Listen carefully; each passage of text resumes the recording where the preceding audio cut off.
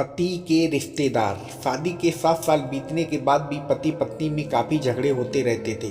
झगड़ों की वजह तो अलग अलग होती थी, लेकिन उनमें सबसे मुख्य वजह यह थी कि पति और पत्नी के विचार कभी आपस में नहीं मिलते थे।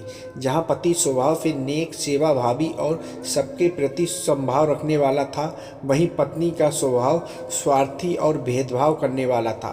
पति पत्नी के स्वभाव और उसके व्यवहार से तंग आ गया था।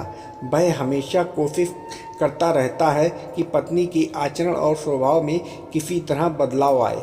पत्नी अपने ससुराल साइड के रिश्तेदारों के साथ कभी सीधे मुंह बात ना करती।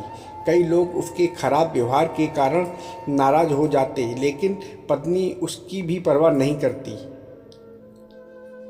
पति को इस बात से काफ़ी दुख होता कि उसकी पत्नी उससे इतनी विपरीत क्यों है। परेशान हो चुके पति ने अब खुद ही परिस्थिति को सुधारने का मन बनाया और एक प्लान बनाया। अगले दिन पति ने पत्नी से कहा, सुनो फन्नो, मैं सोच रहा था कि मम्मी पापा, भाई बहन और उनके बच्चों को घर पर इनवाइट कर लेता हूँ। काफ़ी समय हो गया है उनसे मिले हुए। इसी बहाने उनसे मिल भी लेंगे और उनके साथ थोड़ा समय बिताने के लिए भी मिल जाएगा। तुम क्या कहती हो? पत्नी के चेहरे से साफ दिख रहा था कि उसे ये आइडिया पसंद नहीं आया, लेकिन उसने पति का मन रखने के लिए बेमन से हाँ कह दिया। पति खुश हो गया और पत्नी को अगले दिन अच्छा खाना बनाने के लिए बोलकर सभी को फ़ोन करके बड़े प्यार से अपने घर आने के लिए न्योता देने लगा। जब पति फ़ोन पर बिजी था तो पत्नी सोच रही थी, ये आदमी भी ना अपने फालतू के कामों से बाज नहीं आएगा। क्या ज़रूरत है सबको घर पर बुलाने की? सब मेरे घर आएंगे और राजाओं की तरह ऑर्डर करेंगे और मैं दासी की तरह उनकी सेवा करूंगी। नहीं नहीं, मैं ऐसा नहीं होने दूंगी।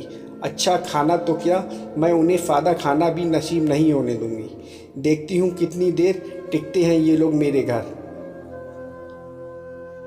अगले दिन सुबह पति काफ़ी खुश था। जब सिर्फ 2 ही घंटे बचे थे सभी मेहमानों के आने के लिए, पति ने अपनी पत्नी से पूछा, अच्छा बताओ तो सही, आज सबको खाने में क्या स्पेशल खिलाने वाली हो? पत्नी मुंह बनाते हुए बोली, स्पेशल खाना क्यों? तुम्हारे माँ बाप, भाई बहन कोई मेहमान थोड़ी हैं, उनके लिए कोई स्पेशल खाना नहीं बनाया है मैंने। वह भी वही खाएंगे जो हम खाते हैं। आज घर में सिर्फ दाल चावल बना है, क्योंकि और कुछ बनाने के लिए सामान नहीं था। पत्नी की बात सुनकर पति गुस्सा हो गया और बोला, तुम कभी नहीं सुधरोगी। अगर घर में सामान नहीं था तो मुझे एक बार बता दिया होता, मैं बाजार से जाकर ले आता, लेकिन कुछ ढंग का तो बना लेती। अब सिर्फ 1 घंटा बचा है और सभी आने वाले हैं, मैं क्या मुंह दिखाऊंगा उनको? तुम ही रहो यहाँ, मैं तो जा रहा हूँ, उनके जाने के बाद ही वापस आऊँगा, कहकर पति घर से बाहर चला गया। पत्नी को तब तक पति की बातों का कुछ फर्क नहीं पड़ा था, जब तक मेहमान घर पर नहीं आ गए। और जैसे ही सब मेहमान घर पर आए तो पत्नी के होश उड़ गए, क्योंकि भाई बहन, माँ बाप और बच्चे भय उसके पति के साथ वाले नहीं बल्कि खुद उसी के थे। यानी कि पति ने अपने माँ बाप को नहीं, अपने ससुराल वालों को खाने पर इनवाइट किया था। पत्नी अब काफ़ी परेशान हो गई, क्योंकि अपने ससुराल वालों को परेशान करने के लिए न सिर्फ उसने सादा खाना बनाया था, बल्कि खाने में ज़्यादा नमक और मिर्च भी डालकर रखा था। अपने मायके वालों को सामने देखकर पत्नी हाथ मलने लगी।